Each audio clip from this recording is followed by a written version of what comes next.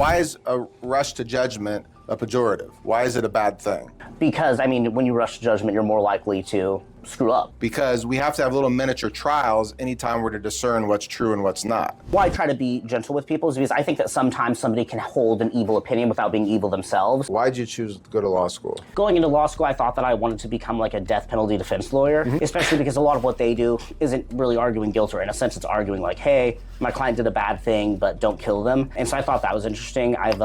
That's kind of like our relationship. Hey, I done a bad thing on the project you gave me, don't kill me. I regularly have to, use the skills that I thought I was going to have to use to defend the condemn, to defend myself against you. A lot of kids that grow up without discomfort, without chores, without, tough upbringing, they cannot survive the practice of law. We're not in combat, but if we lose, people with guns put our clients in cages if you lose a criminal case.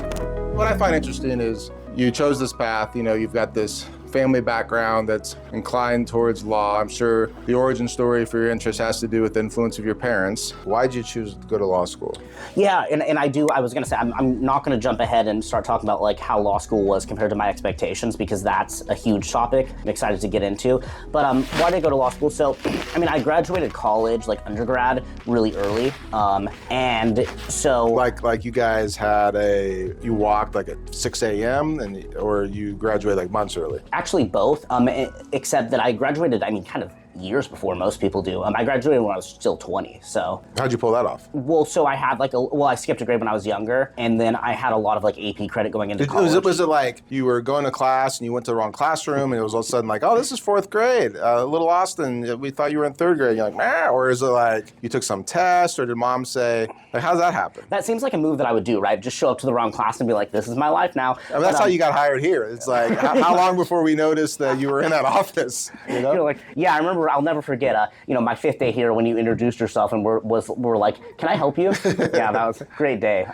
You can only fake being the janitor for so long. Yeah, especially because I can't clean to save my life. And you dress like one. And I dress like one. Yeah, that was what really got me. Not to besmirch janitors by comparing them to me. You can't. Yeah, that's kind of insulting them.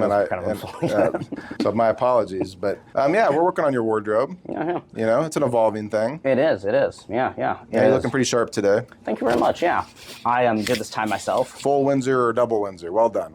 Thanks so much. All right. So, seriously, how do you skip a grade? What grade did you skip? Yeah. So I skipped 7th grade, and it was interesting because when I was in pre-K, I actually sort of got held back a grade. I'm right on the cusp of being either the youngest or the oldest in my class, and so when I was in pre-K, when I was 3 or 4, I stayed in pre-K an extra year before going to kindergarten. Your birthday is what month? August. Late August. Yeah. Same. What's your birthday? 24th. I'm the 27th. Yeah. Right. My grandfather's was the 20th. My friend Finn's is also the 20th. Oh, cool. In August? Yeah. Cool. So it must have been kind of a busy, what would have been December? Right. Literally December 24th to August 24th, yeah. Oh, yeah. Yeah. Except I think I was either early or late, and so it doesn't quite line up, but... I've done that math myself, though. Yeah, so I moved from San Antonio to Texas to Hood River, Oregon after my 6th grade year, and I went from a private school that was supposed to be academically advanced, and don't get me wrong, it was great. That would almost imply that I'm smart, that I was smart though, which definitely isn't true. You're trained well. The same. Yeah. I mean that's the thing about, there's 2 tracks of education in this world. There's the track of the elites that try to educate their kids so they can lead others, and the traditional sense, you learn about how to learn. You learn about how to think, and you learn about relationships and working together and things like that. And then there's whatever public school became, which was hey, train you how to react when you hear the bell, so you can hit that factory line and get to working, right? Yeah, no, definitely. And that was one thing, is that in 5th and 6th grade, we had a social studies teacher, and we learned about all sorts of things from genocide to human rights to different political ideologies. It was actually, some people might think that that's too young for that, and we didn't go into detail about the gruesome stuff, but honestly, that's part of what made me interested in law, that and my parents, but that was that was actually great. It was like a great thing for me to learn at that age. And, we learned a little bit about politics and everything like that. The teacher wasn't too biased or anything. But it'd be nice if they had that in every school. But of course, I was a public school substitute teacher. What moved you about that? Just that, it was interesting, and that I feel like if kids have a good introduction to politics, to learning about the world, we as humans are naturally interested in what's happening in other places. We're naturally interested in what's happening in our world. And so I think, and it's so freaking important to have an engaged populace, to have a populace that's informed, that's engaged, that cares about these things. Can you imagine like our ancient ancestors in like a clan or a tribe or a big man egalitarian system, and somehow there was somebody that didn't know what was going on? No. It's impossible. No, yeah. Like our basic social constructs, our societal, the family unit, the extended family, the clan, the tribe, the nation. And speaking of tribe, it's interesting because I became opinionated about politics at a relatively young age too. And I'd say it was interesting because I think that when you first get into politics, it's easy to be like, oh, the other side, they're dumb, they're uninformed, etc. And I guess it's yeah, sure, I thought that at first, but by the time I was actually old enough to vote, I'd been following politics for long enough that I had learned that wasn't the case. And so I think what wasn't the case? That, the other side, if you're a Democrat, then it's the Republicans. If you're a Republican, then it's the Democrats. I had learned that, as it turns out, people who agree with me on things aren't the only ones who have intelligent opinions. Or information. Yeah. That, people who maybe have a different political ideology or vote differently than I would want them to, or things like that, they can have a valid and reasonable viewpoint. Particularly based upon where they came from. What's their origin story? There's people that have beliefs, and there's people that have ideas, and the people with beliefs about certain, whether a road should be built or not be built, that would be weird. You have a belief system that's built about this particular construction project that your government is doing versus the bigger picture things. And I think it all comes down to a sense of justice, that people have different facts, and there's people that have different ways of viewing justice that is actually injustice, and those people are evil. And I don't like their ideas and beliefs, but they have good information sometimes. And I'd also say sometimes there could be people who agree with me about the facts, they come to the same conclusion, but they're unjust people. You know what I mean? There could be people they want to take something that doesn't belong to them from someone else. Yeah. And for unjust reasons. And so that was weird discovering that there are people who have, I don't want to say, I like to say that, people themselves aren't bad, but people who do bad things, even though there are pretty evil people. But there's evil ideas. There's was it Benjamin Franklin that said, democracy works great until one side realizes it can fleece the other side, and that's true. Once someone, it's about power. Politics is about power. Once a group of people get together, what's the most dangerous thing on planet Earth? Do you think it's the nuclear bomb? Is it a hurricane? What do you think? A mob. I think a group of men with the power to kill is the most dangerous thing that civilization has ever seen. And that's about force multipliers, about scaling one person's power with a bunch of other people following them. So the most dangerous thing in the history of planet Earth is one man leading other men. And there's, I know that Laud mentioned that we could potentially talk about book recommendations. I haven't read this book, but Douglas Murray, the author, wrote something called The Madness of Crowds. And I assume that that's what he talks about, because you're totally right. That is what leads to horrible, horrible things happening. And I guess it was interesting to me to realize that, while there might be somebody who's disagrees with me, who's on the other side, but there are people on the other side who have similar values to me, who care about justice, etc. And there are people on my side, people who maybe vote the same way as me, who have horrible values, and they just so happen to get to the same conclusion as me for very different reasons. And that is important. It's important. I can disagree with somebody, but how they got to their opinion that's different from mine, super important, because it's either if they got to that different opinion from mine because they, believe that certain people don't matter, or that if they have a fundamental disagreement in values to me, that's different than if somebody is in good faith and they're a good person and they just so happen to see things a little bit differently. Because it's the horseshoe effect, right? The horseshoe concept, that far enough left, the far enough right, and it's a horseshoe of totalitarianism, of tyranny, of theft, of loss of liberty, because I'm better than you, and you should. I mean, it's basically the origin of slavery. Like, the most dangerous thing that could ever happen is a bunch of people to lead a bunch of men to go conquer someone in a neighboring tribe, neighboring village, across a nation-state border, or can conquer those within and enslave them. Because that's what happens. Like, might makes right. So who controls the might has to be someone, in my opinion, someone looking to a higher purpose, that their purpose is not power for power's sake, but their purpose is to hold it in trust for the honor and glory of their creator. And that's the only way we can stay safe. And then along the way, you can debate about whether or not this is true or this isn't true, but it all comes down to everything has to be just. You have to have a just leader. And I think you have a interesting, the way you look at justice, you look at it correctly, that there's right and wrong, that there's processes that have to be gone through, and you have a very open mind, that you don't judge people real quickly in cases. You're very good at looking at a case at its inception at our office and being like, okay, well, I'm going to have an open mind and look at this, and you're a good devil's advocate, right? But at the end of the day, it's because you care about justice, and to care about justice is to care about truth. So whether or not something happened or not, it matters. It matters. It matters so much, right? And that's the same thing I see in politics, is people disagree about the facts, and they just bang their heads against these walls because they're having two separate conversations. Like, you have to have a fundamental agreement about what happened. And then where we really get into danger is when people lie about what happened, about facts, in order to support a position that they believe is correct. And that's evil. And that's someone's lying. justified in their head, being like, well, I'm on the right side. I have like, for this and this and this reason, I'm on the right side. So who cares if I maybe and justify the facts means a little bit. From the way I see the world, you can't have an ends justify the means process. I guess the caveat. That's unjust. Oh no, I completely agree. And I guess the caveat is one of the reasons why I try to see things and why I try to be gentle with people is because I think that sometimes somebody can hold an evil opinion without being evil themselves. And I think of times where. What do you mean? Well, I think of times where I didn't necessarily hold an evil opinion, but where I held a opinion that now I look back on and I'm like, oh, that's incorrect. And you can be led astray, you can be misinformed. And I think that I think of all of the cases that I've seen where somebody has reached out to another person and said, hey brother, hey sister, all due respect, you're incorrect about this. Let me show you why.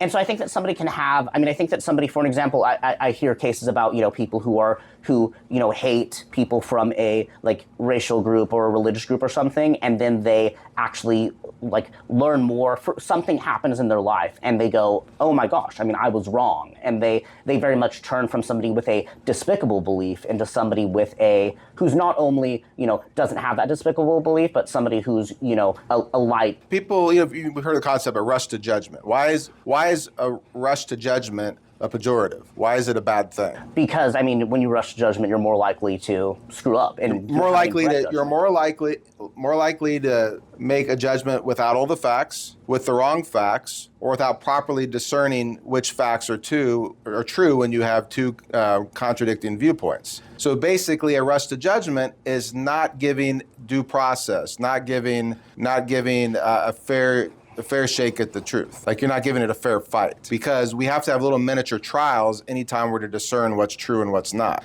And so I think a lot of arguments are people that rush to judgment because they're going to assume certain facts are true because it supports their worldview. And so that's a rush to judgment. So I think most of our problems with us versus them, with this group versus that group, nobody is sitting down and say, you know what, I'm a fair juror. I'm going to make a decision about what happened here. Who has time for that? I'm going to go sit down every night when I read the news and think and try a case. No, I'm going to rush to judgment because I ain't got time for that, because it's not important. But if there is a material issue that needs to be made, we have to determine what the facts are. We have to sit down and hold court and decide what's true. And that's what we expect our politicians to do. So when you are, as a young man, viewing politics as important, it's because they are adjudicating where resources go based upon what is true or what's not true. And the interesting thing is there are evil people in politics that will adjudicate where things go to give them more power, and they use perception of truth as tools. They don't care what happened. They'd rather it be true because it's easier to sell a bill of goods with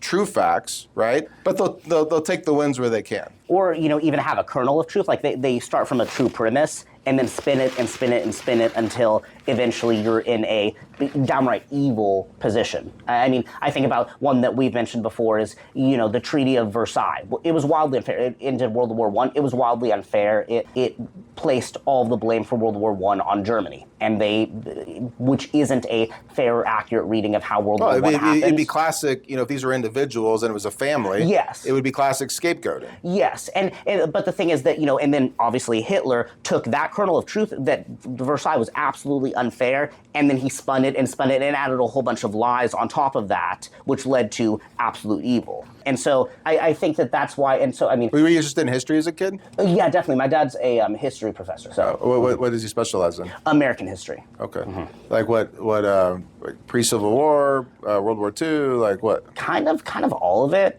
especially like around the Revolutionary War period. And then, so when I was younger, there was a TV show called Liberty Kids, where you could like watch and learn about... That's a good one. Yeah. And then there was like a game that we played with that too. So that was really fun. But yeah, I learned a lot about American history early on. And so yeah, I'm really interested in history, and history obviously affects politics. We had Schoolhouse Rock. Heck yeah. And that little The Bill? Little dancing Bill. Yeah, of course. Yeah, man. I was on a plane coming back from Washington, D.C., and I was sitting next to... Washington, D.C. Those are the same place, right? Yeah. Yeah. I actually have not had a chance to wash my clothes in D.C., just in Washington State, but in a creek. But so I was coming back from D.C., I was sitting next to this retired Air Force colonel on a plane who works in D.C. in various capacities, and she was telling me a lot about the legislative process and her firsthand advisement of government relations between the armed services and the people that need the information. And I was really intrigued because I was a political science major. Like, I studied this stuff, and I never really heard a firsthand account about how a bill becomes a law. And I always thought of it kind of as it's like you don't want to watch sausage being made, right? And I don't think it was because I didn't want to watch sausage being made. I just never really heard a good story about how it happens. And I was listening to how the career employees of the various committees in Congress and how they relate to the whole process. So basically, it's like a living organism is the American government system. Like the eyes and the head and how it communicates to the people that we represent. Those are the legislators. Those are the congressmen, right? There's 435 of them. There should probably be a lot more. It shouldn't look like Star Wars, right? It shouldn't look like that with that many people. That sounds a little. What's the home planet where they? Coruscant. Coruscant, yeah. They had all the Grand, yeah. Yeah, that sounds. I don't see how that doesn't sound very efficient. The New Hampshire House is like that. They have like literally 1,200 representatives in a state that has 2 million people. No, I'm gonna have to take a case study of that because 435, they're busy, man. They really have a good system for communicating with their people. Like it's reactionary. They get their attention. Republicans, Democrats alike. You hear great stories about their employee relation or their client relationships, right? They really know who put them there. Yeah. And not to say that they're not spending special attention with special interests, because they are, right? Because that's the way the system works. If someone has got money to put into your campaign, you're going to be able to listen to them, and they're going to be able to communicate information too. But it's still your job to discern what to do, right? It's interesting because obviously, on average, the American people rate the Senate and the House very, very low. But then when people are asked, well, do you like your congressman or woman? Yes, of course. Yeah, we love your congressman, you hate Congress. Yeah. Mm-hmm. Same thing about lawyers is like people complain about the profession and then they speak accolades of a credible lawyer that helped them. Mm-hmm. And that's because there's a perception of injustice in the system as a whole, because what's that old saying about you can know the purpose of a system by its results, right? So like the military industrial complex, it's not a system of peace or it would produce peace. You'd see it popping out peace at the other end of a barrel, right? You'd see, maybe you could argue that with the purpose of the Cold War was peace because it produced peace. But you could also say that the purpose of the military-industrial complex or the Department of Defense is not peace, it's war, because war has been the consistent result over my lifetime, really since our entanglements in the Middle East. But I would say that the way that the constituencies communicate is very good, but the other constituencies are the government employees because they have data. They have things going on that the people that make decisions need to know, right? For one, they've got to know they got problems. I mean, look at these Facebook groups of the military. Like they're out there, talking about what's wrong with the plane, and next thing you know, the planes are getting fixed. Like they're communicating. It's like this organic life, and it's beautiful, I think. Yeah, and to kind of go back to what I was saying about that 5th and 6th grade teacher, I mean, things like history, things like politics, how the government runs, these things can be endlessly interesting to the point where everybody would be interested in them if they got a proper introduction to them, if they had somebody who was passionate and knowledgeable teaching them. And that's why I mean, I'm really grateful for that kind of education, and why I think that it's so important that everybody has that. I mean, I think that we could have a society in which, the average kid was learning about how our systems work and how politics work, and so you wouldn't have a wildly apathetic voter base like we have now. Not everybody, of course, but you have a lot of folks who don't vote. You have a lot of people who don't, and I'm not saying everybody should be following the news religiously, but I mean, generally speaking, I think that if we want a proper society, yeah, sure, train people in math, train people in engineering. Lots of countries that aren't doing so well train people in math, train people in engineering. If you really want a prosperous society, you need a active, engaged voting base that has that cares about things, that but what do is they care engaged, about? Intelligent, informed. How their country running correctly. What's a correct running country? See, that's a value. That's because a matter you're of talking values, about right? they need data. And I think they need more than data. They need a framework to put the data through. Oh, absolutely. So, yeah. and the framework that they need is virtue, and the cardinal virtue of justice is that framework. So, and then they need to know what justice is. And I don't think anybody's taught in school what justice is. You discern it on your own. Not like the kid book, It's Not Fair Fairy. It's like every time a kid said it's not fair, something bad happened. Because kids, they have a heightened sense of injustice, that something bad happens to them, like a real young child will think that's not fair, right? But you have to teach them it's fair because you did this, and I want you to have done this, so I'm going to give you a negative outcome so you're more likely to remember to do what I want you to do because I want you to learn what fairness is. Mm-hmm. But it's not fair because I wanted to do that, I didn't get what I want. Yes, your view of what's not fair is wrong because it's based upon impulse, it's based upon wanting to avoid discomfort, and it's wanting to chase pleasure. And most of the populace, as informed as they get, they chase pleasure and run away from discomfort, and they live in a world of where they don't know what justice is. And as far as I'm concerned, please stay home and don't vote, because those people I do not want having input in my country.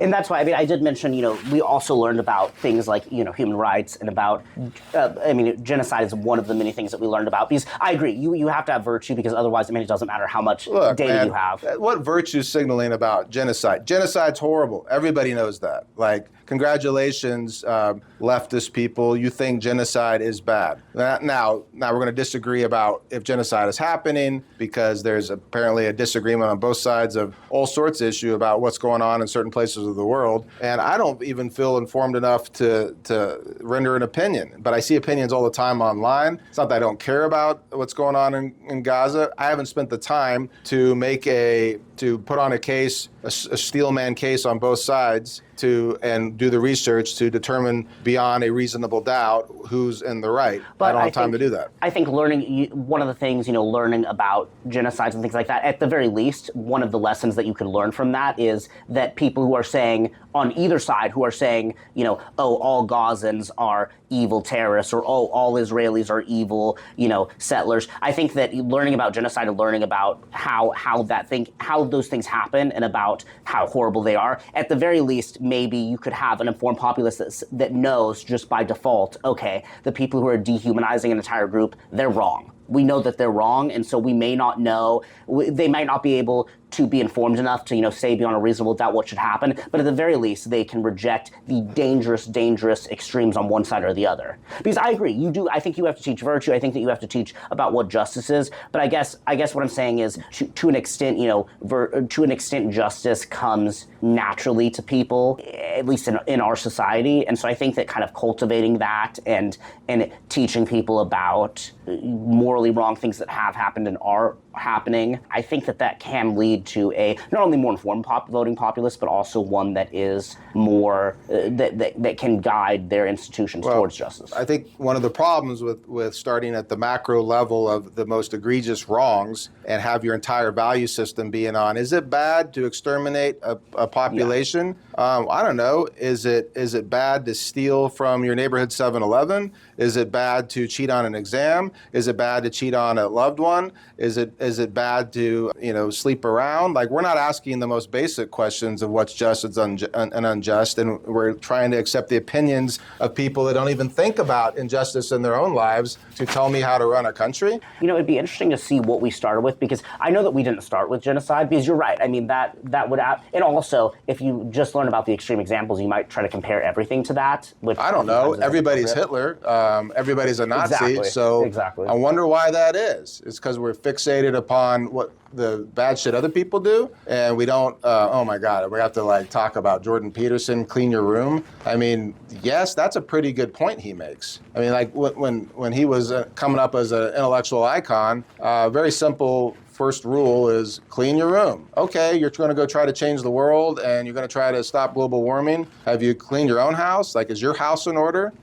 Show some discipline. If you are undisciplined in your own life, your opinion is worthless to me, because I don't trust your character. And we don't have at first glance, all other things being equal, we don't have as much societal vouching, community vouching that we used to have, right? It used to be, I know that, you have a kind of an effed up life and you're not very organized and disciplined, but I know you and your family and I've seen what you've done. I know your character, you're a hard worker, you're honest. I mean, okay, so all other things aren't equal, but we don't have that ability to meet somebody and hear their opinion and know whether or not they're a just or unjust person. But if they say the magic buzzwords, you're one of us. You're part of our tribe. Our tribe is based upon big macro things that we think are bad. Not my tribe is based upon, in every action we do, we must be prudent. Therefore, we must look at every choice we make, left or right, binary, yes or no, 0 or 1, is it just or unjust? Every second of the day. And if we do that,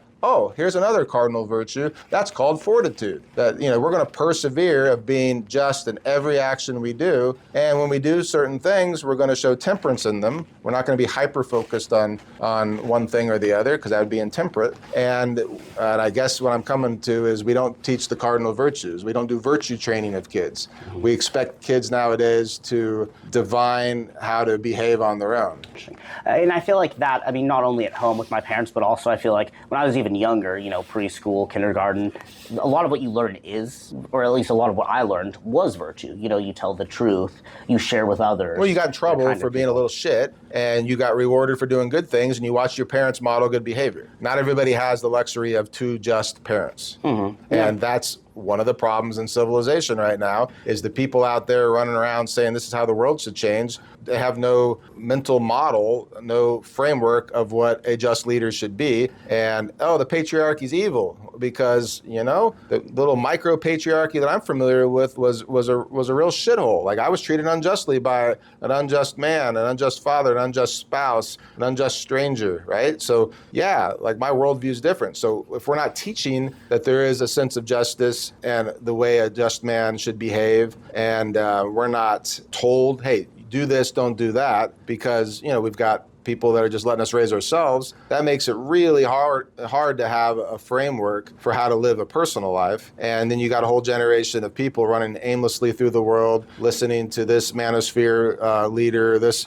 leader, that leader, and trying to discern on their own what's good and bad. Oh, well, luckily, in my worldview, I already got that covered. I can just follow one man and trust in what he says and try to discern in my life right from wrong. And then when I don't, and I don't do it I rebel against what I'm supposed to do, Like, I've got a short temper, I'm impatient, I just have to pray, please let me, Lord, let me have some grace in dealing with Austin on this project, Yeah. And then you're less of a prick the next time. You should pray that more often. But yeah, no, I mean, I definitely agree. I guess you're kind of going to a deeper point. I guess because I guess what I was saying is, the things that I learned in 5th and 6th grade really did help me. Well, lucky you. I mean, bless whoever, those, that teacher and your parents.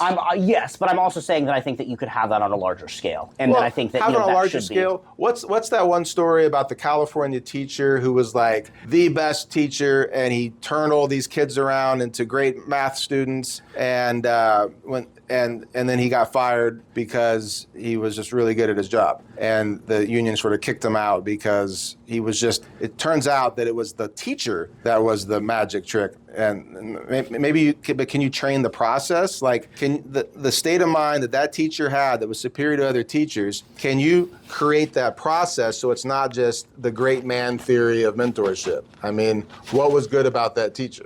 Well, that's things that I think that you can recreate that process. But first of all, you got to know what's good about that teacher. I mean, among other things, the fact that he was unafraid to go into topics that other people would say, oh, that's not age appropriate, or oh, that shouldn't be talked about in school. And he was passionate too, and not everybody can have passion, right? But okay, so that goes back to sales. Like, what are the most important characteristic of a good salesman? First, you have to be trustworthy, because you ain't going to buy something, no matter how good the product is, from somebody you don't trust, because I'm never going to know if it's a good product or not because I don't trust them. So you got to be trustworthy. 2, you have to be knowledgeable of your product. You have to know a lot about history. You have to know your subject matter. You have to know your differentiators. Why is what I'm saying is reality? Why is this better than this other option? Right? Why is this theory of Alexander the Great being a conqueror and being learning from his father and going a step too far and basically genociding a section of Persia, and who knows what he did in India? And is that Alexander? Is he that great? Well, heck yeah, man, he's a conqueror, like one of the best ever. He was growing up stepping on the shoulders of a giant. His dad would have been the great if it wasn't for Alexander, probably, right? If he would have lived longer. And but you also have other viewpoints. So I too had a teacher in high school that would run that analysis. So I think your teacher was brave, right? So he was virtuous. Like, he was brave to talk about he was not afraid to speak the truth about what he thought was true, right? That's a sign of a good teacher. And he was tough having to deal with me at that age. Was he patient? Yeah. Okay, so he was tough, he was patient, he was probably fair. Yeah. All right, can you teach other people to be that way? Absolutely. But it's not like you don't teach them in college. You teach them as children, you teach them as adolescents. It's a just, virtuous man that cares about the truth and cares about helping others, that loves others like greater than he loves himself, right? I mean, this is a man that's devoting his talents to enriching, kids. Those are the teachers we want, and you're blessed to have had one of those. Yeah, 100%. That's very, very well put. And then because of that teacher, you grew an increased interest in certain areas that the law relates to. Yeah, and it's interesting because I was always pretty interested in them, and I think my parents fostered that. But yeah, I mean, that was a huge boost for me when it came to that. And it was also very interesting because I went from 6th grade in San Antonio at this private school to 8th grade at a public school. And so you can imagine the pretty massive culture shock. And then it's really interesting because that private school that I went to, it was very diverse, ethnically, religiously, but not economically or educationally. Everybody's parents really valued education. Everybody came from a upper middle class household. And then I moved to Hood River, where it wasn't really that diverse. I mean, there were basically 2 cultures, white Americans and then Latino Americans, specifically Mexican Americans, specifically a lot of Mexican Americans with origins in Jalisco. Were there kids of agriculture workers? Yeah, and construction workers. And that's especially changing now. It was very interesting because growing up from 8th grade all the way through high school and then looking at the elementary school and there were hardly any Latino teachers. But now that my generation is graduating, all of a sudden there are. because my classmates are becoming teachers. Because for a while, most of the Latino folks in Hood River were, agricultural workers, they were immigrants, and so you didn't have a whole lot of people who had the education to become teachers themselves. But then, again, like with my generation, it's kind of, you see a lot more symmetry between, the white kids and the Latino kids. As far as teachers? Well, as far as teachers and as far as other ways too, when it comes to culture, when it comes to how all of us act, things like that. It's really interesting to see. And then just to jump forward to entering law school. So you go from you took a break though between college and law school. For a couple of years, and worked as a substitute teacher. And that was great. It was incredible. I grew a ton as a person and learned a lot, about working in a professional environment. The best, good and bad. The best job I ever had as a youngster was probably umpiring baseball. As a kid, I started working in seventh grade, sixth grade. Got to help the little kids with t-ball, and then older you got, so you got to judge balls and strikes. And then really enjoyed though was I think it was after I had so many hours of credit in college. It must have been my third year in college. I could substitute teach in Missouri. Yeah. And I got paid $100 a day to substitute teach. No kidding. In 1996, 97, right around there. Wow. And man, it was the coolest job because I was in Kirksville, Missouri, and it's Northeast Missouri State is what it was called because the Northeast Missouri, it became Truman State University, and it's Adair County, and then you go either direction 60 miles, you get another county seat, and they're all smaller than the little 20,000 person town that I was in. And so if I got to go a little bit further, I could go teach kids that had outhouses and was real rural Missouri poverty, and I got to see all these different situations. And being a kid from the suburbs who went to a high school I think would rival some private schools in terms of the great education that I felt like I got in high school, and watching what I wouldn't say they got any less of an education. The teachers were wonderful, they were dynamic, and they just had a real tough job, right? Because a lot of drug use in the homes, and a lot of people didn't have a shot compared to being surrounded by kids that weren't distracted by that at a private school, when you're in your formative years. I mean, that's a real advantage. That's a real leg up that other kids don't get. And that was, going from, I won't go back to this, but going from San Antonio to Hood River, that was a huge thing, is meeting and becoming friends with kids who had parents who weren't educated, and even parents who were using drugs or negligent or the like, and seeing how other people live and seeing how the values that I grew up on weren't necessarily the same values as others. And kind of going back to subbing, I did get to see kind of a wide range of things, not quite as wide as what you got to see, but yeah, it really opened my eyes, and I think that it makes me better now working in law, and it'll make me better in whatever I do. It really teaches you patience, being a substitute teacher. My, they don't have a lot of respect when you show up. Yeah, it can be tough. I think the most fun I ever had substitute teaching was kindergartners. Because you're basically just middle of this chaotic environment all day long, where you're trying to establish some authority and control on a situation where you got 30 kids, and it's they don't know you, they think it's a free day. It was one of the toughest problems I ever had to solve in my life, is how to get these kids to do what I wanted them to do. And it was taught me a lot about my weaknesses. One time I subbed for a second grade class that was that had 5 different subs in 5 different days, and I was the 5th. And then there was a teacher's assistant who was a former teacher, retired teacher. I remember at one point we were trying to do something in class, and as you can imagine, it was chaos. And at some point I looked at her, and she was said something along the lines of all right, we have to think of something quick, because the kids were unintentionally, it was open rebellion, it was shoot, this is the room is literally falling apart right now. And so we had to find some way to keep it to a dull roar. Yeah, especially, the younger kids especially, partially because, they're so spacey. With older kids, if older kids were trying to give me attitude or anything, I'm stubborn enough that I was fine. I could, take it. But with the younger kids, it was really difficult because they're, all over the place, and it's hard to, and I'm so spacey too, that, it was hard. Well, but it's a cool life perspective before you go to law school. A lot of people that go through K through JD, they learn a little bit about the world because you got to go start paying that student loan after you get out. And unless they're going into the trenches doing public defense or legal aid sort of stuff, they're life experience may be a little less than some of their colleagues, right? And so then you worked a little bit. Is that when you did your work on the river?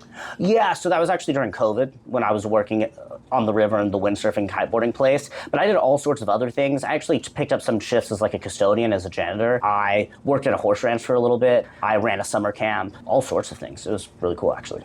And one of my favorite jobs was being a landscaper. So it was a summer of would have been 93. And one of my friends, David DiBernardo, got me a job working for this landscaping crew in like one of the rich neighborhoods. So we got to go to Wrist Lake and lay down some sod. I must have worked there for like a week. And it was 1993, mind you. And anybody from the Midwest would know the Great Flood of 93 hit. And I basically got rained out the whole rest of the summer and got laid off and spent the rest of the summer going to Oceans of Fun and because I also had a job as a baseball umpire. And those old games were rained out that summer. Oh, yeah. It just rained, and like the river came up, Missouri River came up in Parkville, where I'm from. It was a wild summer. But man, that doing manual labor, I don't know if you notice, like a lot of our job applications, or at least our announcements, say when you send over your resume, make sure you put any menial jobs, including manual labor jobs, because we're interested in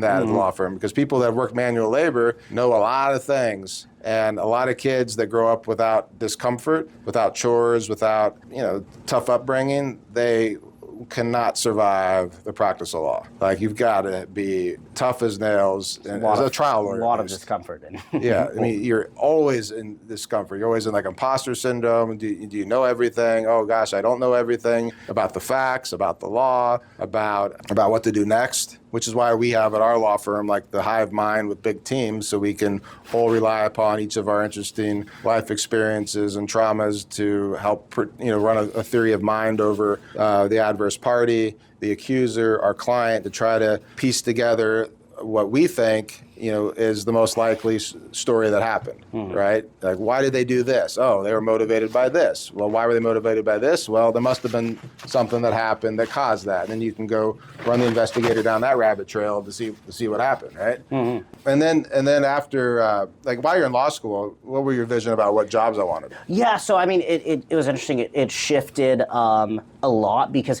going into law school, I thought that I wanted to become like a death penalty defense lawyer, especially because a lot of what they do isn't really arguing guilt or innocence. It's arguing like, hey, my client did a bad thing, but don't kill them. And so I thought that was interesting. That's kind of like our relationship. Hey, I done a bad thing on a project you gave me, don't kill me. I regularly have to, use the skills that I thought I was going to have to use to defend the condemn, to defend myself against you.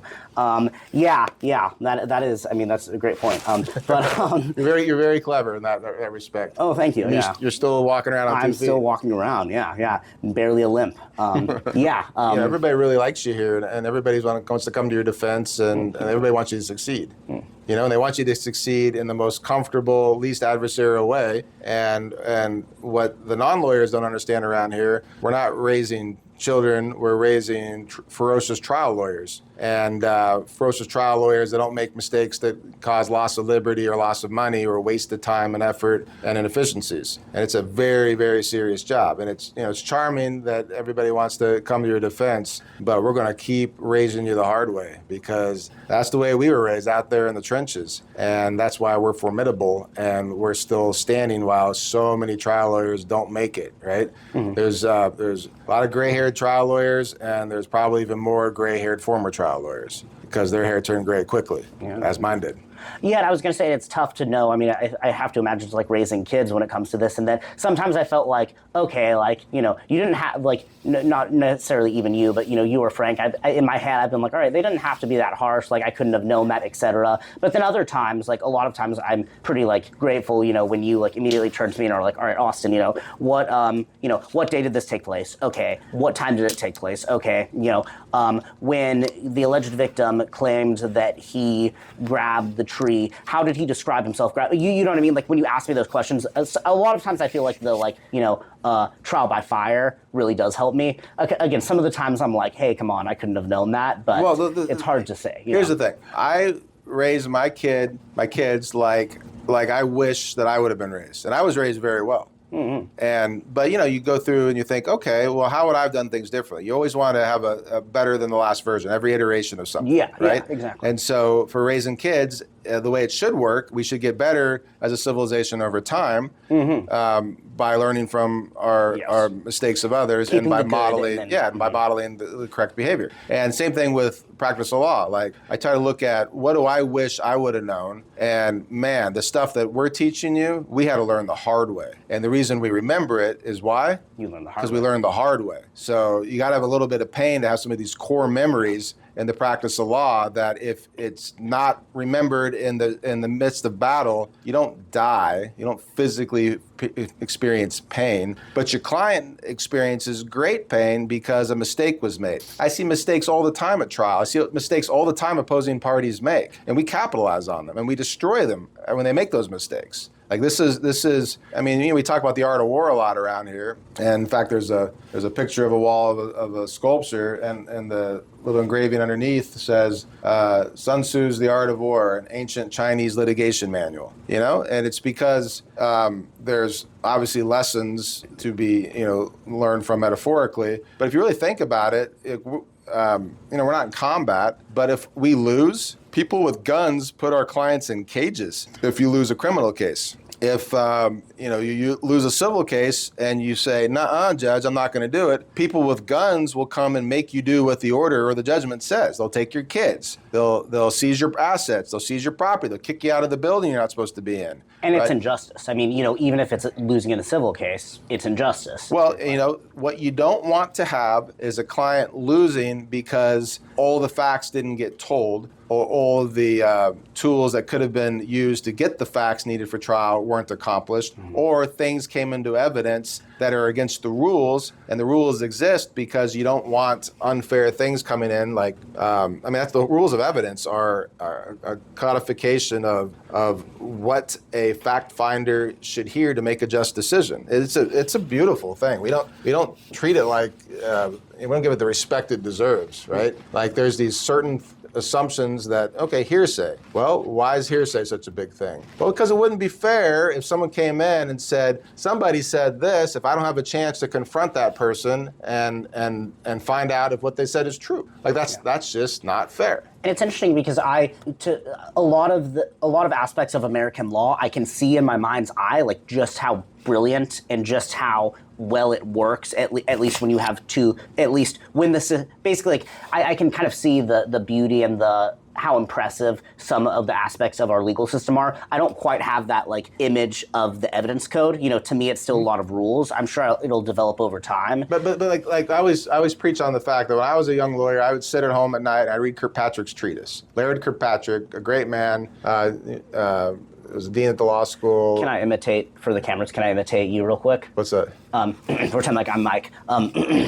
Yeah, when I was a young lawyer, every single night I would go home and do nothing else. I would eat a little bit, but not too much because we were short on food back then. I'd eat a little bit and then I would read all night. And then I'd wake up in the morning and walk 5 miles uphill to work. And then I'd work and then I'd walk 5 miles back uphill to home, and then I'd read Kirkpatrick's treatise again. Right. Kirkpatrick's treatise is Yep, Kirkpatrick's treatise. And there's like this core memory, like it's in my DNA. Like the evidence code is in my DNA. I could be at trial, leaning over, talking to co-counsel, and then somebody says something and it animates me and objection, calls for speculation. I'm on my feet. I don't even know why I'm on my feet. Then I hear sustain. It's like it's like magic. Like I've been programmed. I self-programmed the evidence code over like as a overlay algorithm that all information in the courtroom flows through, and then if it gets caught in my mind, somehow my subconscious animates me to object. My thought. And yeah, it's wonderful. And I want everybody to have that experience. And the only way to have that experience is to train your mind to think that way,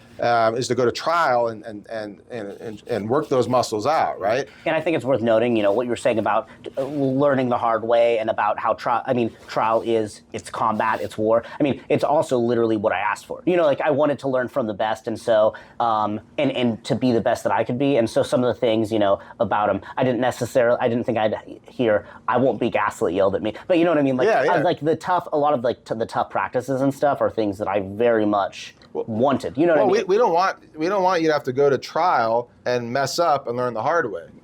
Because the client suffers, right? I see people mess up in trial all the time. Like they let evidence in that shouldn't be let in. They make the wrong objections. They're not skilled trial lawyers. And it's not because, they're young, they didn't have time to learn. Man, you can go run 1,000 trials in your head before you walk into the courtroom. And if you're not running thousands of trials through your head, you're lazy, or you're stupid, or I don't know any other way. Like you don't care. You're not a winner. Like, why do people go to trial and not know the rules of evidence?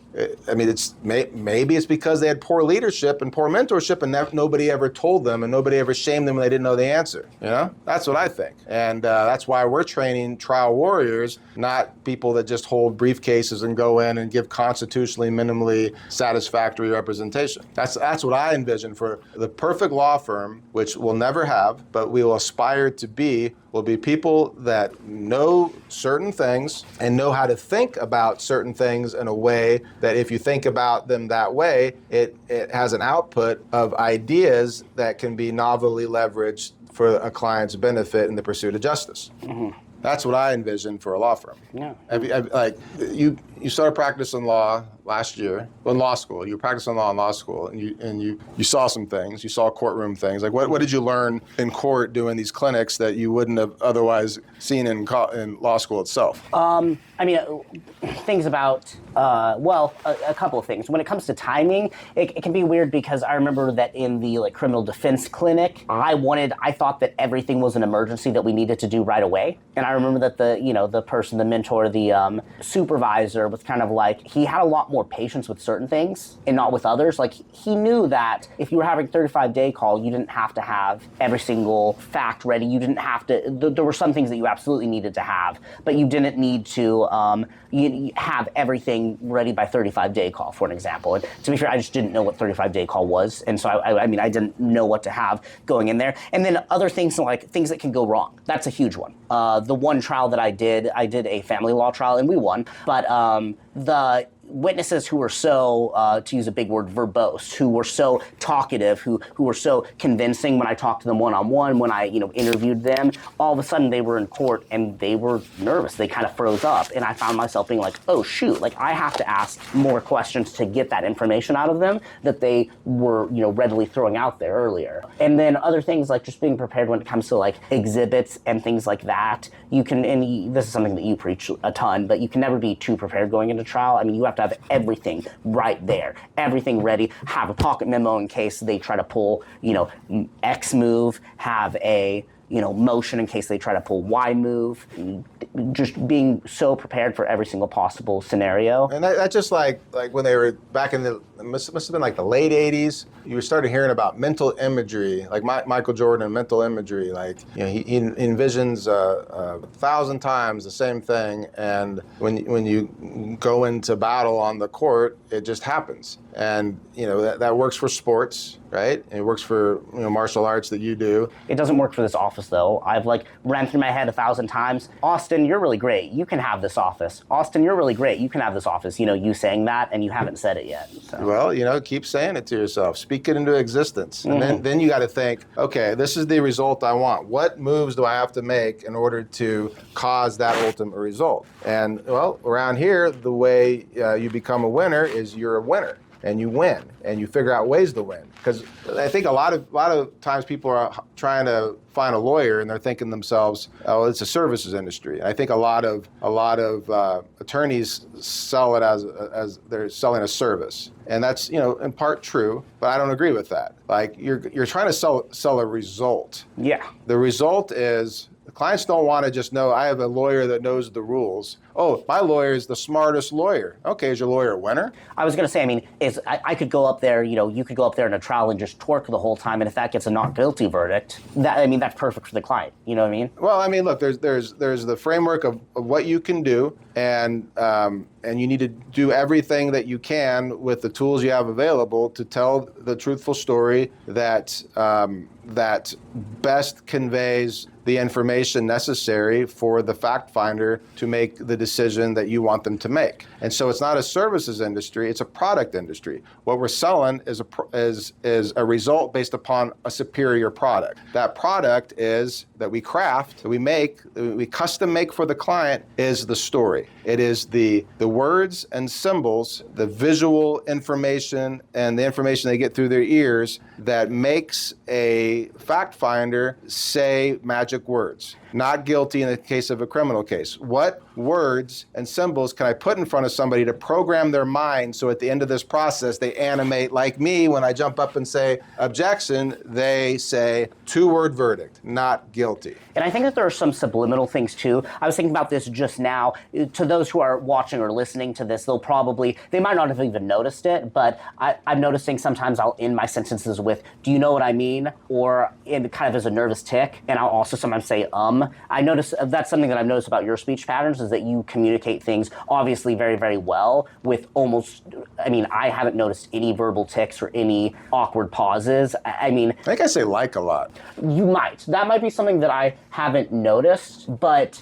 Like Valley Girl Man, I really worry that... You definitely don't do that, because I'd make fun of you if you did that. Please shame me if I have verbal pauses. Well, and the thing is that somebody can be speaking and have a comfortable pause, and I just feel like that's something that you can learn. And I noticed that actually, I was going to mention the negotiation class that I took, where we very much practice preparing for every possible scenario when going into negotiation. And something that I noticed, because the professor who's now the dean at the University of Oregon Law School, Jennifer Reynolds, she would have us film our negotiations too. And as you can imagine, it was sometimes kind of painful to watch it back. Awful. Sometimes it wasn't. Sometimes I would be like, yeah, that's a great point that I just made. But also, one of the negotiations, I was saying, or something like that. Every sentence, and it was killing me. And you better believe that the next negotiation, I was a lot more conscious of not doing that. Yeah, the thing about learning anything in life, you got to make a lot of mistakes, and you can still win and make mistakes. And the best way to make a mistake are ones that, I had too many vocal pauses. Okay, that's a great mistake to be making at trial. It's way better than I accidentally let in evidence or I forgot to object to something, right? Mm-hmm. So if you're at as a trial lawyer, you're constantly trying to get your craft refined. Right? There's the way to communicate information. There's the knowledge we have to have, knowledge of the facts, the law, and the goal in every case is to become practically omniscient. You need to know the facts, the law, the landscape, everything better than anybody else in the courtroom, better than the judge, better than opposing counsel, and obviously better than the jury. Because when there's a question in the case, remember that one of the number one, there's basically 4 factors for sales that we started talking about. There's you gotta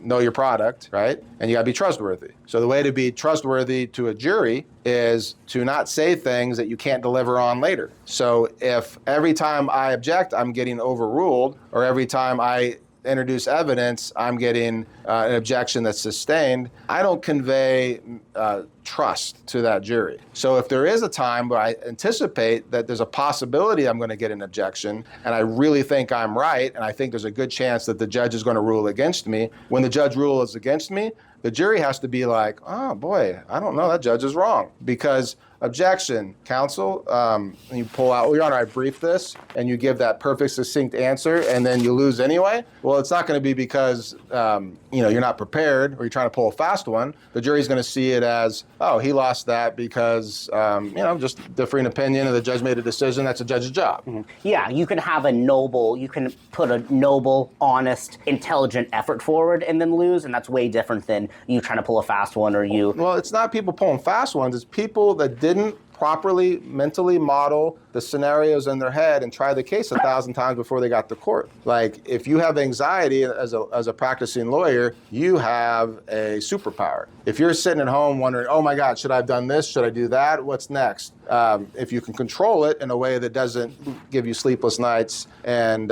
panic attacks, and that takes discipline and tons of life experience, and man, if you can do it from the beginning as a youngster, you're light years ahead of most people in this world. But having that ability to go through the case over and over again, what if this? what if that? And it's not just ability. It's like it's like not volitional for most people because we're afraid of letting down our clients. So we're really, really anxious about the work. So you're just always running through your subconscious. It would be better if I could sit down and be like, all right, it's 10 o'clock, the kids are in bed. I'm going to think about my case now and all the things that could go wrong. I've never been able to develop that discipline. Sometimes I'll go on walks and be like, all right, I'm going to think about this case and solve some problems, and I dedicate some time. But that's sort of the point I'm making is you have to be constantly refining your craft. Like imagine a mediocre, like I was a mediocre athlete in rugby. And I got to go to collegiate nationals as a mediocre athlete. Why as a mediocre athlete did I get to compete at the highest levels of collegiate rugby? Well, because I had an amazing coach and I did everything he told me to do. I learned and I tried to perfect my craft, and I saw red anytime somebody had a ball, and I would go on to destroy them and do it over and over again and punish myself. But I also practiced a lot, so I could go, I could have good form in a tackle. Like I would know the physics of a tackle. So somebody that was bigger, faster, stronger than me would still get taken to the ground because of, inertia and weight and whatever stumbles somebody when they're running down a rugby pitch. Now you could be a mediocre mind and not very intelligent and be an incredible trial lawyer if you are disciplined enough to learn all the algorithms you have to place into your head that have information go through, right? I always preach around here that, what we do around here is not rocket science, right? Like maybe 15 years ago, an epiphany I had was novel, but now that we've done it before, it was just a checklist. It's just a bunch of checklists we implement around here. Now, the checklist may look simple. Read the police reports and analyze all the issues. Well, then there's another checklist about motives to fabricate. There's another checklist about inconsistent statements and how you find them and what you do, what motions you can file to do that. That's why we have hundreds and hundreds of items on the checklist, because we got to rule them out. And by virtue of you going through the checklist and ruling them out consciously, you're doing something that I did subconsciously in 100 different cases, and I combine it all into one checklist. You get the benefit of not having to do that. So we're very rigid about going through and doing those tasks and ruling them out, because we know the output is the client having all the information they need in order to accept a deal or not. And if they go to trial, they have the best possible story that has the best possible chance of convincing the jury to do what we think is a just and right outcome.